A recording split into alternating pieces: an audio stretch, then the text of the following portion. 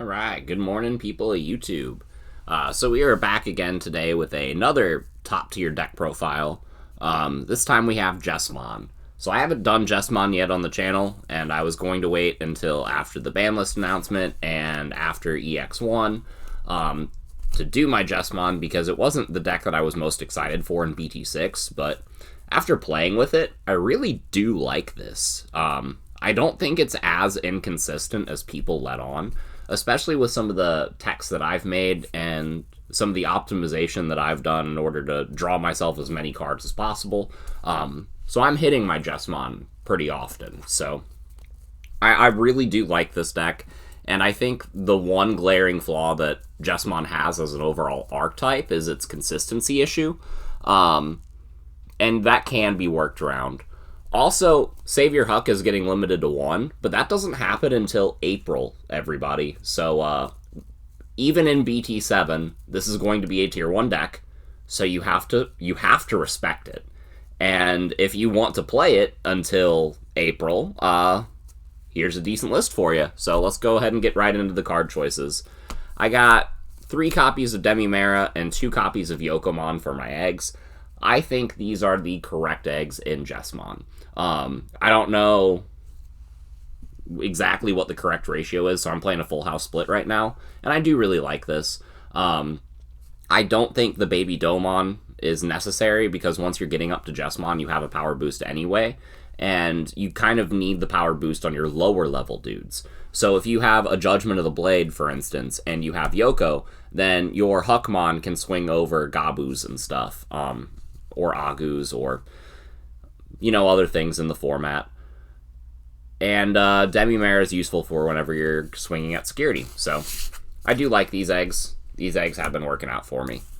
On to the rookies. I got 4 copies of Huckmon because it's necessary. It's probably one of the best searchers in the Digimon TCG right now. I got 4 copies of the EX Biomon. This says if you attack a player, you get to draw a card. This card is absolutely amazing. So even if you're swinging with your level 6s, or not your level 6s, if you're swinging with your level 6s, you'll definitely activate this effect. If you're swinging with your level 4s, you have a good chance of activating this effect as well. And even some of your level 5s, Bio's just a really good card, and it's just good generic draw that Red has access to, and it definitely finds a place in this deck. Moving right along, we got 3 copies of the Dash Pack Guillaumon, the one that says draw 1 when attacking.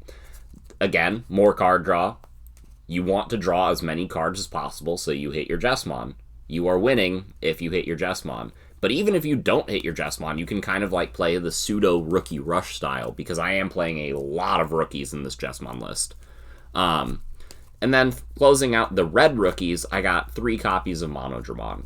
It's a cheap 2 cost to just play, and I can evolve it in my raising area.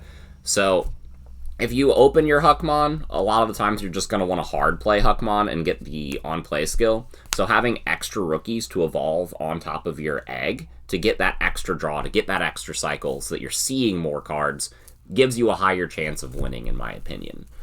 So that's why I'm playing so many red rookies, and that's why so many of my red rookies draw me cards.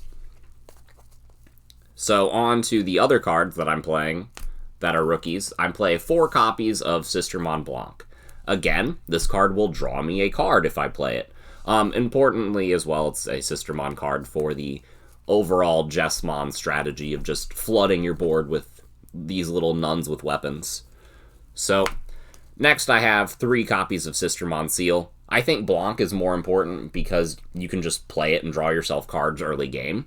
But Seal is really good mid to late game, because it can allow your Bow Huckmon to hit 8,000 as a level 4. It can also, allow your Jesmon to just hit absurd numbers, so you never have to worry about power when it comes to security.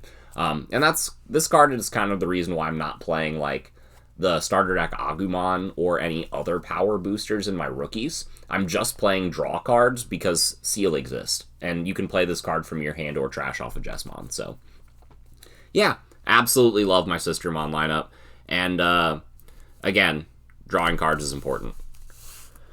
Next, for the level 4s, I got 4 copies of Bauhuckmon, mostly because he's searchable, but also because he gets the boost off of your Sistermon, and he lets you just enable a lot of your plays.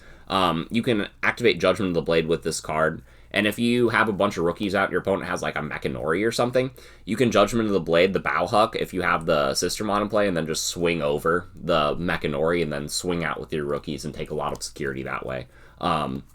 Overall, this is just it's a good card to swing with. It's a good card to build your stacks on, and I do like playing 4 of it, again, because it is searchable. This is the best card to build your stacks with, though. This is the starter deck Greymon that gives you security attack +1. This is the card that I thought was going to get limited to 1 instead of Savior, but Savior went ahead and got hit. But Greymon lets you swing with Jesmon for lots of security, and that's always really nice. The last red level 4 that I'm playing is a single copy of Dark Tyranno. And the logic here is with this Biomon, you want to evolve on top of it and start swinging. And Bauhuck and Dark Tyranno are going to be able to do that for you.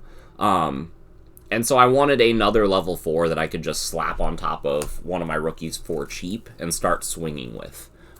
You'll notice I'm not playing a Goonimon. I'm not playing any blockers other than the Sistermon Blanc.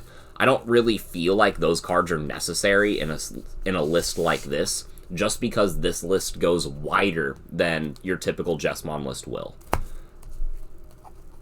On to the level 5s. I got your obligatory 4 Savior Huckmon. This is the only card you want to put your Jesmon on top of, in most cases. And that's just how the deck works. You'll see some people playing Voltramon. I am not. You'll see some people playing Metal Greymon Altruist mode because you can put it on top of Savior Huck and get the inheritable that way for just 1 memory. I don't like that because it loses a Savior Huck stack, and Savior Huck is one of the most important cards in the deck. So you need to keep this card safe, and you need to just have this card available to you whenever you need to go into your Jesmon play, which is why I'm playing so much draw, and which is why this is a 4 of, and this is really the only thing that you're putting your Jesmon on top of, because it is that good. I am playing one other level 5, though, and this is kind of a card that I can stop on and just start swinging. This isn't a card that I'm typically going to put Jesmon on top of, but the inheritable does actually come up sometimes, and it is the starter deck War Growlmon from the new Gallantmon deck. So the main reason that this card is in here is because I can evolve it on top of like my Greymon and then start swinging. And then this, I can also trigger my Bauhuck's effect if I have a Sistermon in play. Then I can just delete something, which is nice. But as an inheritable, if you swing with this, then you get security attack +1 if you delete something. That's triggering if you have Bauhuck, or if you swing into a Digimon and you have like Piercing, like Jesmon has. But again, whenever you swing with this card by itself, you're popping a 3000 rookie. So that's always really nice. Just this card puts on tremendous control in a aggressive format. And I really, really like that the versatility that this card adds to the deck. If you don't like it, this is a total flex spot. You can put pretty much anything you want in the slot. You can go up a Tamer. You can go up a Memory Boost. You can even play the Voltramon if you don't like this, but I think that this adds much more value to the deck than Voltramon ever will. And I'm really, really liking it in testing.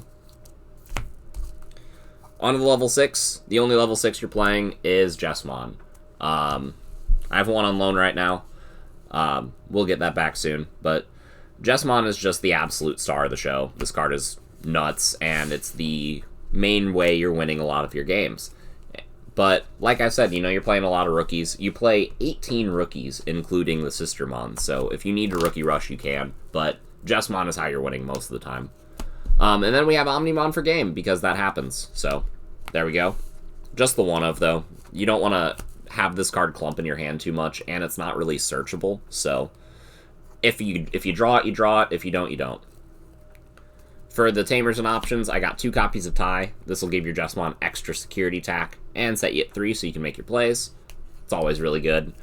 I got 2 copies of A Delicate Plan, because one of the main appeals to this deck is that it can just run through security control, and this is the card that lets it do that. So, if you want to go down to 1, you can, but you'll see a lot of people play 2 or even 3 of this card, and it's just because it's a Jesmon deck. You don't want your Jesmon to die whenever you're swinging.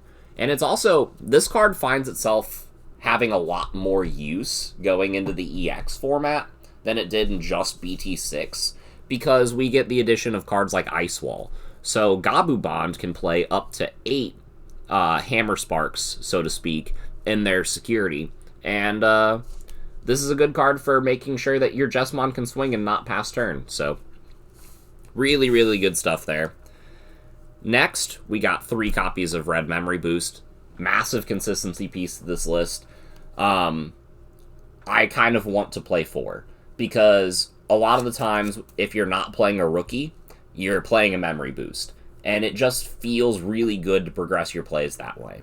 So, I really like it. I wouldn't play any less than 3 in Jesmon, though. And then the last card of the deck is 3 copies of Judgment of the Blade. This is one of the main appeals, again, of playing a deck like this, because it just provides so much control. You can swing into Unsuspended Digimon, it activates on any of your line. I find myself using this on the level 4 Bauhuckmon a lot. And even on regular Huck, you know, just if you're playing the go wide game and your opponent's trying to match you by playing Tamers and then maybe a rookie or 2, you'll swing out with some of your rookies and then Judgment of the Blade your Huckmon and just crash into the rookie that they played. So you can do plays like that and make sure that they can never set up a board while you're constantly chipping at their security. And if this card is hitting security, you get to play a Sistermon, and that's always good. This card just is very, very strong, and I wouldn't ever play less than 2 in a Jesmon style deck. But yeah, there you guys have it. That is the list for big, scary Jesmon. It's a good deck, guys. If you get your Jesmon stack, it feels like the best deck in the game, because not many decks can just flood the board the way this card can. And yeah, no, I see why people compare it to the BT5 Lord Nightmon style decks, because it does feel very similar, where you're swinging, you're playing a bunch of bodies, and you just overwhelm your opponent with the amount of control and offense that you put on at the same time. And it's kind of nuts. So this is a deck that I am enjoying much more than I thought I would, but yeah, hope you guys enjoyed as well. Let me know what you guys think in the comments down below. Make sure you guys like, comment, subscribe, all that jazz, and we will see you guys next time. Bye, everyone.